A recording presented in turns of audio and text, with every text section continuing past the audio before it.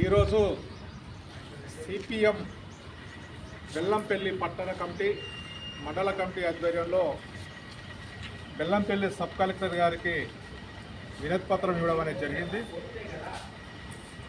ఈ వినతి పత్రం ప్రధాన ఉద్దేశము గత కొంతకాలం నుంచి బెల్లంపల్లి పట్టణంలో రోడ్డు వెడల్పు పేరుతోటి షాపులను ఇళ్లను కూల్చివేసేటువంటి చర్యలను ప్రభుత్వము అధికారులు చేపట్టడం అనేది జరిగింది.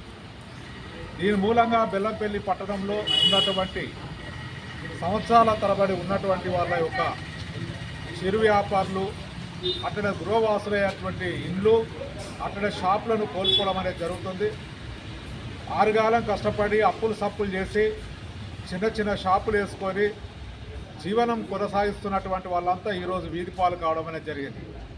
అట్లనే రెక్కల కష్టం మీద ఆధారపడి ఇల్లు కట్టుకున్నటువంటి వాళ్ళు ఈరోజు కూల్చివేతల మూలంగా సొంత ఇల్లు కూడా పోయి నివాసం లేనటువంటి దుస్థితిలో కూడా ఈరోజు బెల్లంపల్లి పట్టణ ప్రజలు పడుతున్నారు. అందుచే ఈరోజు అధికారులకు మేము చెప్పదలుచుకున్నాం, ప్రజలను నిర్వాసితులను చేసేటువంటి అభివృద్ధి అనేది ఉపయోగకరంగా ఉన్నటువంటి అంశం కాదు. అభివృద్ధి అనేది ప్రజలను అభివృద్ధి చేసే విధంగా అభివృద్ధి ఉండాలి.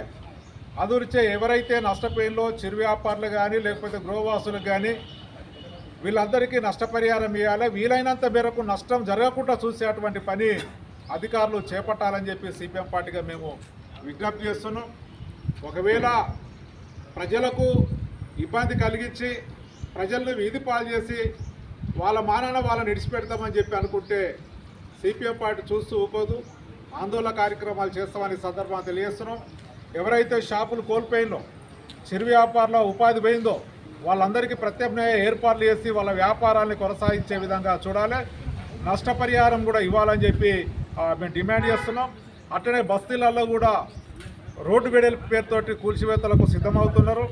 దాన్ని తక్షణమే నిలిపివేసి ఆ ప్రాంతంలో ఉన్నటువంటి ప్రజలతో మాట్లాడాలి.